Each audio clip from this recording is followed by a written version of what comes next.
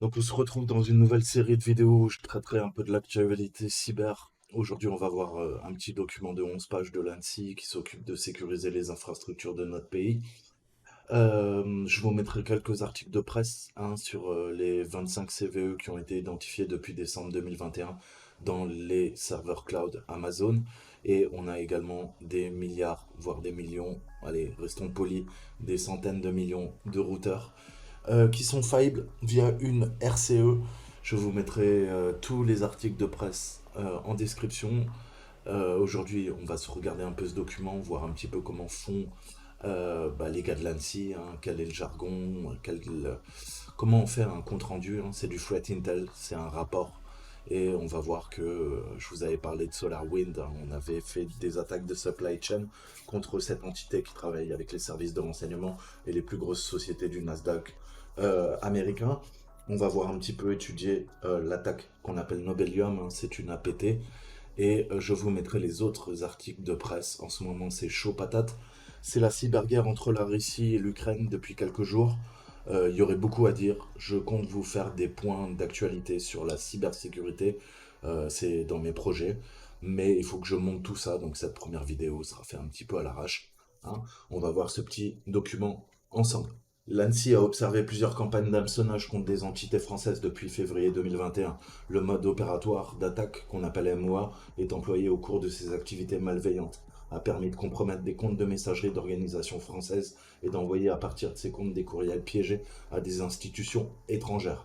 Par ailleurs, des organisations publiques françaises ont également été destinataires de messages piégés provenant d'institutions étrangères supposément compromises. Les marqueurs techniques observés par l'ANSSI correspondent aux activités associées au mode opératoire Nobelium. Ce MOA a été employé en parallèle durant d'autres campagnes d'attaque dirigées contre des entités diplomatiques et des organisations internationales en Europe et en Amérique du Nord. Des recoupements de tactiques, techniques et procédures TTP entre les campagnes d'hameçonnage suivies par l'ANSSI et l'attaque par la chaîne d'approvisionnement via SolarWinds de 2020 ont également été établis. Ce rapport détaille les informations techniques liées aux campagnes d'hameçonnage en présentant la nature des activités malveillantes observées dans la section 1, les tactiques, les techniques et les procédures dans la section 2, l'infrastructure dans la section 3 des attaquants. Les similarités constatées avec les modes opératoires documentés en source ouverte sont décrites dans la section 4, les recommandations dans la section 5 et les indicateurs de compromission IOC dans l'annexe A sont disponibles à la fin du document afin de permettre une meilleure protection contre ce type d'attaque et faciliter la recherche d'une éventuelle compromission. Alors, le contexte.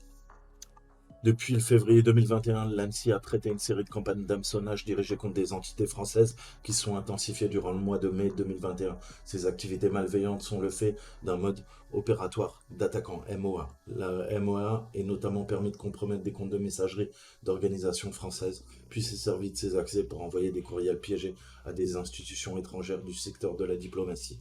La méthode d'intrusion initiale demeure inconnue. Des organisations publiques françaises ont par ailleurs été destinataires de messages piégés. Ces messages provenaient d'institutions étrangères apparemment compromises par le MMOA. Un groupe d'attaquants est un ensemble délimité, constitué d'individus identifiés ou identifiables revendiquant une appartenance à une organisation. Un groupe d'attaquants met en œuvre un ou plusieurs modes opératoires. Un mode opératoire d'attaquant MOA est défini comme un ensemble des outils, tactiques, techniques, procédures, caractéristiques mis en œuvre par un ou plusieurs groupes d'attaquants dans le cadre d'une ou plusieurs attaques informatiques. Pardon. Donc voilà, je vous parle tout le temps des TTP. Mais j'ai pas inventé la poudre, ça se saurait. Donc, on a par catégorie ressources développement, reconnaissance, gain initial, exécution, évasion, découverte, exfiltration. Hein.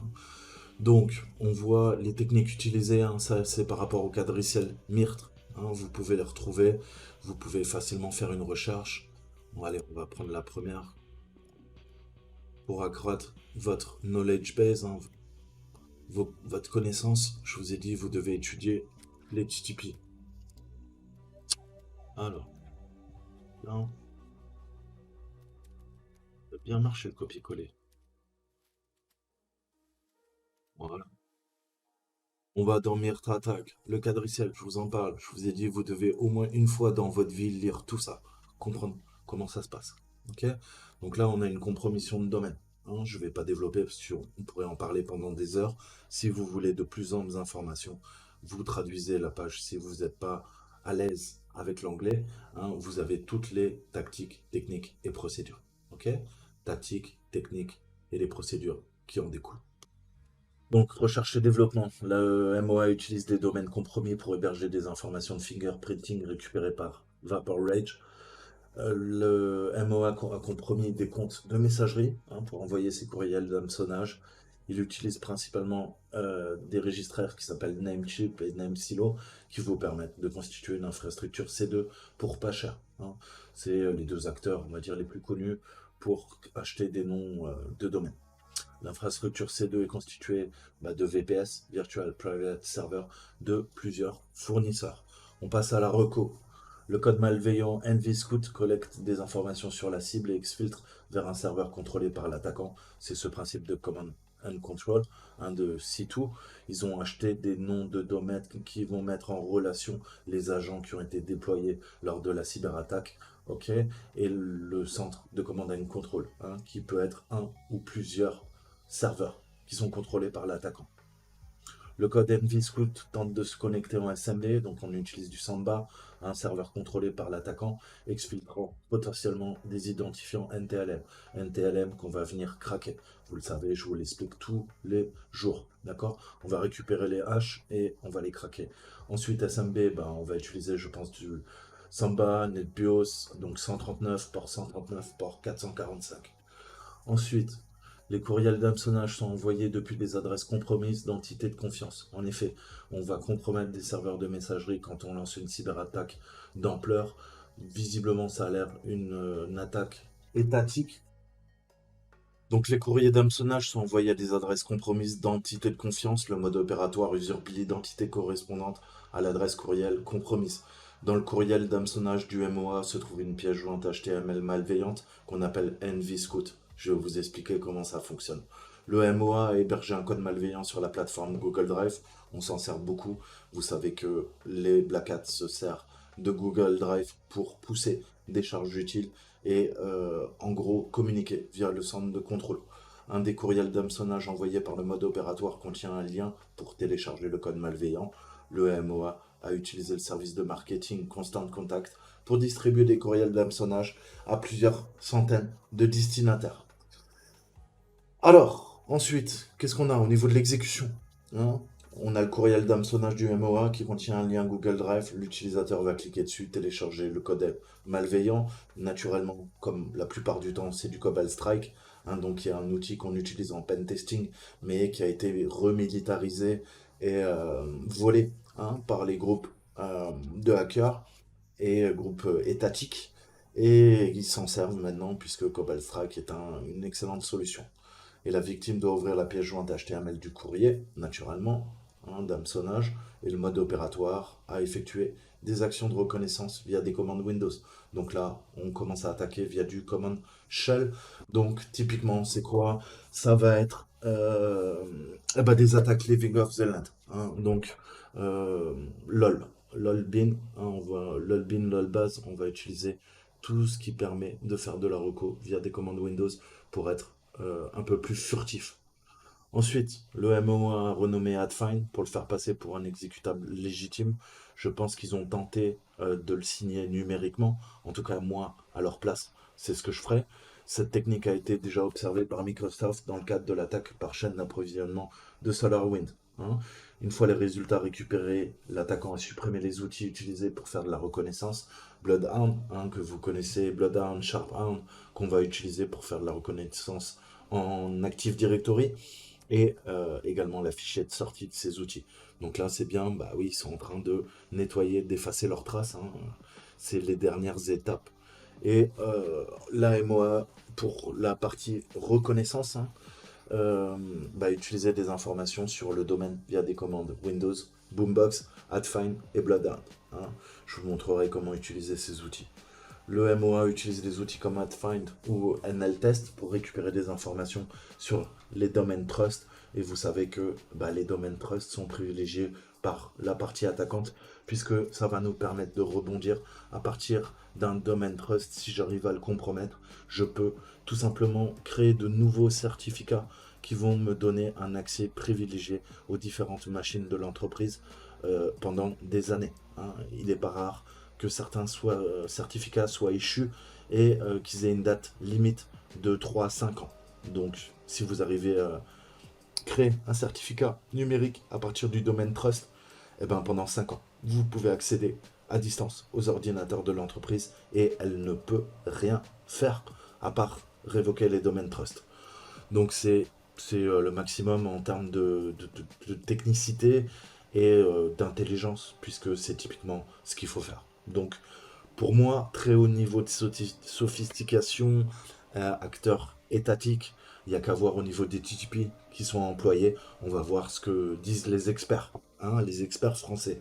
Moi, je ne suis qu'un pauvre youtubeur. Dropbox exfiltre les informations recueillies via Dropbox et on utilise un canal, bah oui, C2, HTTP de Cobalt Strike. Je pense même qu'ils ont utilisé du HTTPS, puisque ça permet d'avoir un canal de communication qui est chiffré et ça permet de faire de l'évasion au niveau des systèmes anti-intrusion, les systèmes de DPI, Deep Packet Inspection.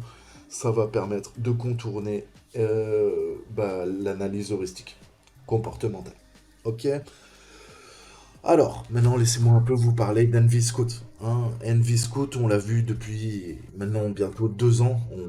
Je vais essayer de faire une petite synthèse, mais c'est une nouvelle souche de logiciel malveillant qui a été utilisée dans une attaque de phishing, hein, qui s'est fait passer pour l'Agence des États-Unis pour le développement international, ce qu'on appelle la USAID, hein, donc Aid USAID. Les acteurs de la menace responsables de l'opération sont issus d'APT29, le même collectif de hackers qui a mené l'attaque de la chaîne d'approvisionnement contre SolarWinds. On appelle ça des supply chain attaques. Donc l'APT29 aurait des liens avec la Russie. Les autres noms utilisés pour cet acteur sont Nobelium, Solarstorm, Dark Halo, NC2452, Stellar Partide. Donc les pirates ont réussi à compromettre un compte contact appartenant à la USAID et ont ensuite envoyé plus de 3000 mails de phishing à plus de 155 entités différentes. Donc là, c'est le premier vecteur d'attaque. On va faire une campagne de mass phishing, de spear phishing, les deux en même temps. Ok. Le but, c'est une attaque par saturation, hein. Plus j'envoie de mails, plus je sais qu'ils vont être ouverts, au moins un, qui va me permettre d'avoir mon gain d'accès initial. Les cibles comprenaient des organisations et des agences gouvernementales impliquées dans les droits de l'homme et l'action humanitaire, ainsi que dans le développement international. Les chercheurs InfoSec ont découvert 4 souches de logiciels malveillants jamais vues auparavant dans le cadre de cette attaque. Une pièce jointe nommée NVScout, un téléchargeur nommé Boombox, un chargeur appelé Native Zone et un shellcode appelé Vapor Rage. La première menace à être déposée sur des machines compromises était NVScout. Donc on va parler un peu de NVScout, mais vous voyez qu'ils ont utilisé également Vapor Rage, ok. Je vous parlerai par la suite. Et je crois qu'ils ont fait un peu de Boombox aussi. Ils ont fait du Boombox. Donc c'est les mêmes tactiques, techniques et procédures. C'est pour ça que, en effet, hein, mode opératoire d'attaquant Nobelium, en tout cas la menace au niveau du threat intel, l'ANSI a fait du bon boulot. C'est normal, c'est leur métier, j'ai envie de dire. Donc, qu'est-ce qu'on peut dire sur NVScout, hein, le scout en vieux. Microsoft a analysé les logiciels malveillants utilisés dans l'attaque et a publié un rapport contenant leurs conclusions. NVScout est conçu pour déposer la charge utile de la première étape sur le système infecté, tout en capturant et en exfiltrant certaines données, principalement des informations d'identification NTLM des comptes Windows. La menace est une pièce jointe HTML JavaScript distribuée sous le nom de nv.html. Une fois exécuté, le fichier NV va essayer de charger une image à partir d'une ressource, hein, en URL. Dans le même temps, les informations d'identification Windows NTLM de l'utilisateur connecté peuvent être envoyées à un serveur distant sous le contrôle des pirates. C'est l'infrastructure C2C. Les cybercriminels peuvent alors tenter d'accéder au mot de passe en texte brut contenu dans les données par des méthodes de force brute, hein. On va casser, ben ça je vous l'ai déjà montré maintes et maintes fois, les techniques qu'on utilisait. NVScout intensifiera l'attaque en convertissant un objet blob de texte intégré en un fichier image corrompu qu'on appelle nv.img qui sera enregistré sur le système local. Très souvent, on se sert des blobs pour abuser de certaines fonctions. Si le message est lancé par l'utilisateur, il affichera un raccourci NV qui exécutera un fichier caché nommé boom.exe. Le fichier caché fait partie de la charge utile de la première étape pour le malware Boombox. Il convient de noter qu'NVScout a été déployé dans une campagne de phishing différente. Selon le chercheur de l'InfoSec Florian Roth, la menace était liée à des emails de phishing se présentant comme une correspondance officielle en provenance de l'ambassade de Belgique. D'accord, donc ça, c'est le threat intel. Vous voyez un petit peu comment ça. Il vaut mieux comprendre tout ça parce qu'on c'est en analysant les tactiques, les techniques et les procédures, je vous ai dit, qu'on peut comprendre et rentrer dans la tête de son adversaire. hein.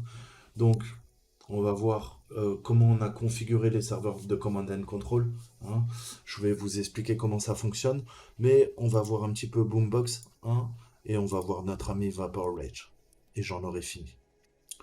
Donc Vapor Rage, déjà c'est quoi? Eh ben, c'est un malware, développé dans le cadre d'une nouvelle campagne de phishing. Comme je vous l'ai dit, c'est la même APT 29. On va parler en détail comment ça se passe.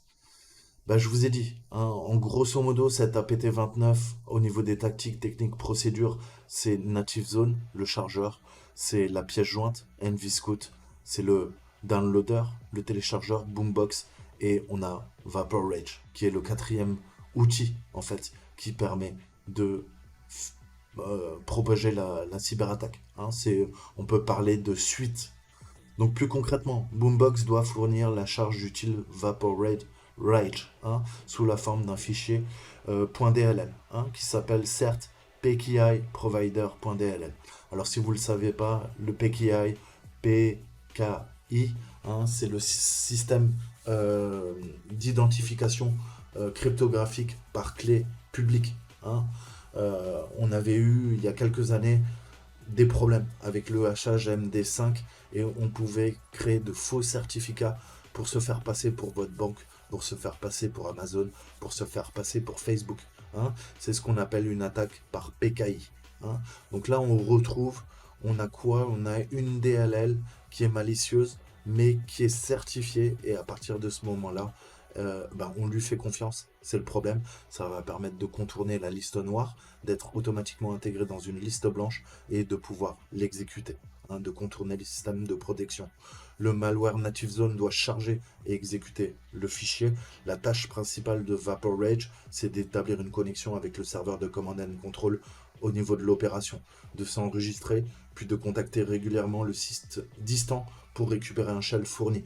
Vapor Rage peut être chargé de télécharger et d'exécuter des shellcodes spécifiques en fonction des intentions des pirates informatiques, y compris des chevaux de Troie et nos fameuses beacons Cobalt Strike. On n'appelle pas ça des agents, mais on appelle ça des balises. Mais vous déployez les balises, ok, c'est le botnet, et ensuite il vient se connecter en reverse shell via le serveur de command and control. Et pour ce faire, on utilise des noms de domaine. Je vais vous montrer, et on fera des cours sur les sites où je vous montrerai comment les configurer, comment on les utilise. Et voilà, là vous êtes en plein dedans. Je vous ai dit, à un certain niveau de technicité, vous allez baigner avec le monde du renseignement. Ok? C'est clairement les services russes qui ont fait ça. Ok? Ça n'engage que moi. Encore une fois, je ne parle au nom de personne. Je vous dis juste, avec mon expérience, je pense que ce sont des gens du groupe. Alors, on va parler un peu de géostratégie, parce que on est en plein dedans. Donc la géostratégie, c'est l'étude des rapports entre les problèmes stratégiques et les facteurs géographiques. Vous savez qu'en ce moment, on a une guerre qui oppose l'Ukraine et la Russie. Et honnêtement, c'est vraiment très très chaud. Donc je vais vous parler un peu de la Russie, puisque là, je vous parle d'APT. On est en plein dedans. On a vraiment trois grosses parties au niveau de la Russie. On va synthétiser. On a quatre grandes structures. On a le FSO, le FSB, le SVR et le GRU. Le FSO, c'est le Federal Protective Service of Russian Federation, hein.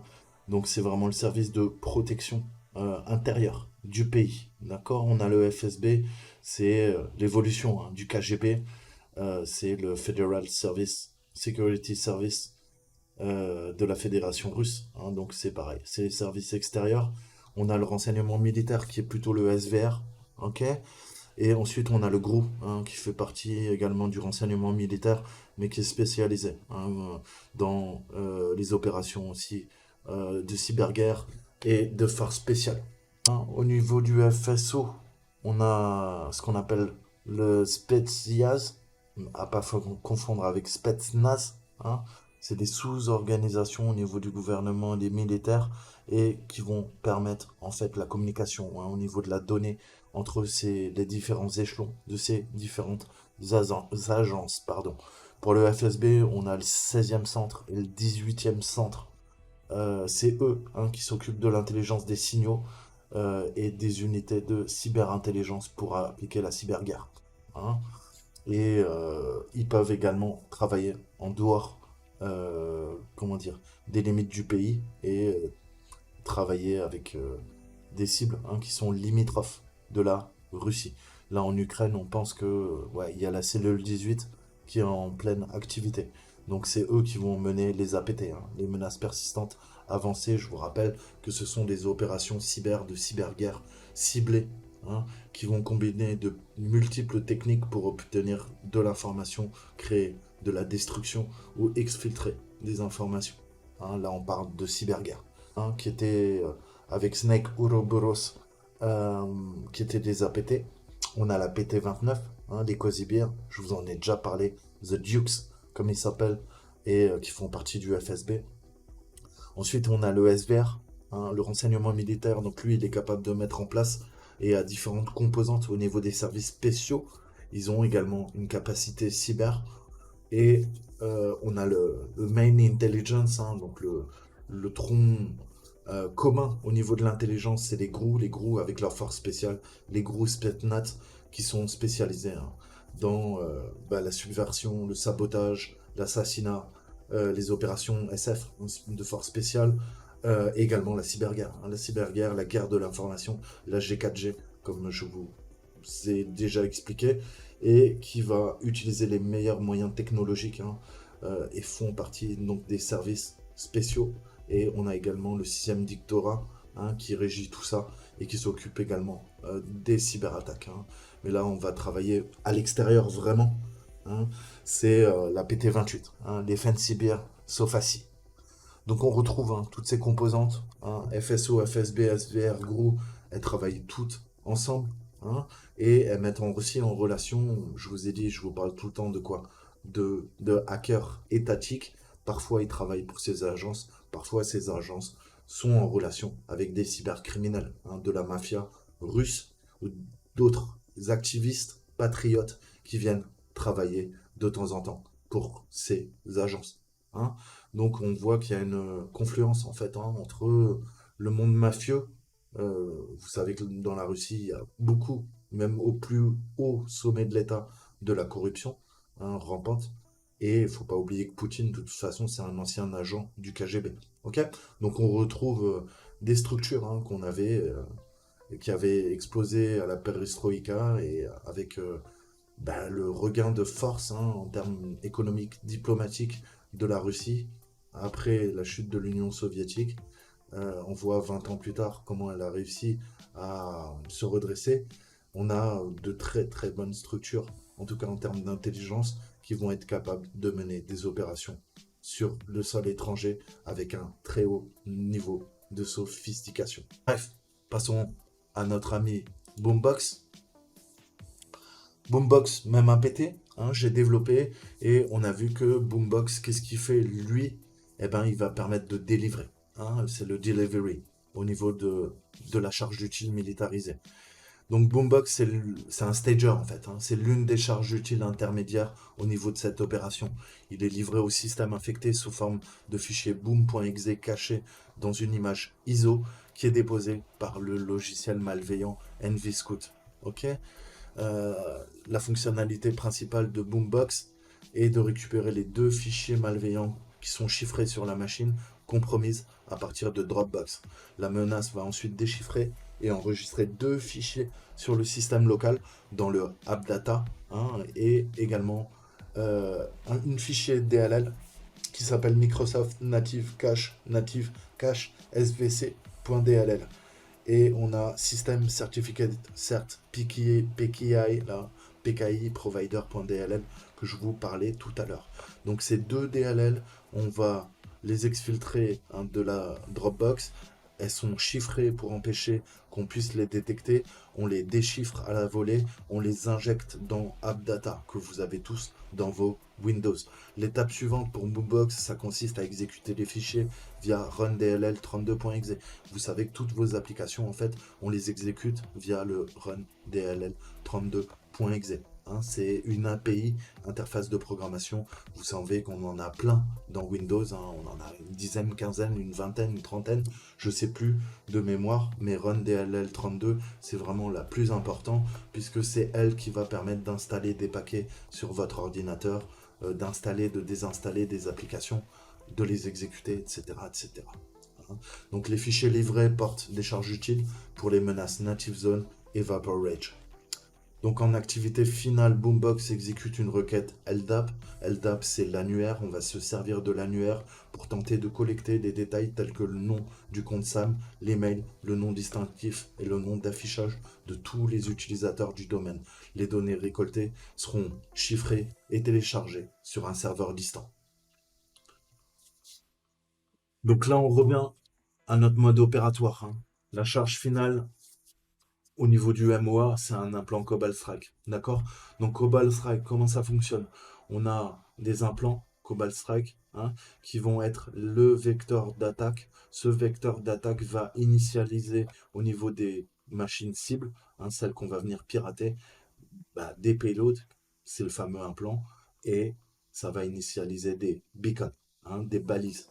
Les balises, comme son nom l'indique, toutes les 30 secondes, ça dépend comment vous l'avez configuré, elles vont envoyer des communications vers l'extérieur et essayer de joindre quoi? Les serveurs de command and control, qui communiquent. Donc là, c'est confirmé en HTTPS. Je vous ai dit, c'est impossible, vu le niveau de technicité qu'ils utilisent, le HTTP. Le HTTP n'est pas chiffré, c'est complètement stupide de faire ça. Là, il passe par du HTTPS sur le port 443. Bien, ils font les choses bien. Franchement, c'est du bon boulot. Les noms de domaine et adresses IP correspondent à l'infrastructure C2 et elles sont disponibles dans l'annexe A. Donc, on va voir le mode opératoire au niveau de l'infra C2. Donc, on utilise des VPS qu'on appelle Virtual Private Servers qui sont situés chez différents hébergeurs. Je vais pouvoir aller utiliser des AS, je vous en ai déjà parlé, Autonomous System, et je vais louer les services et je vais voir en fonction des AS les différentes zones. On voit que clairement il y a des pays de l'Est, peut-être, alors j'ai pas envie de dire de bêtises, mais en tout cas on a un peu partout. On a OVH en France, on a plusieurs acteurs qui sont présents et on voit les adresses IP de l'infrastructure C2 qui appartiennent à OVH. On a 7 occurrences pour OVH. Donc on voit que la majeure partie sont gérées par les AS d'OVH. Donc à partir de là, je vous ai dit, on lie à des noms de domaine. Techniquement, quand on fait des cyberattaques d'ampleur, donc avec un très haut degré de sophistication, on va venir acheter des noms de domaine qui vont être utilisés. Alors, comme Cobalt Strike, il ressemble à des noms de domaine légitimes. Encore une fois, le but c'est de se fondre dans le bruit.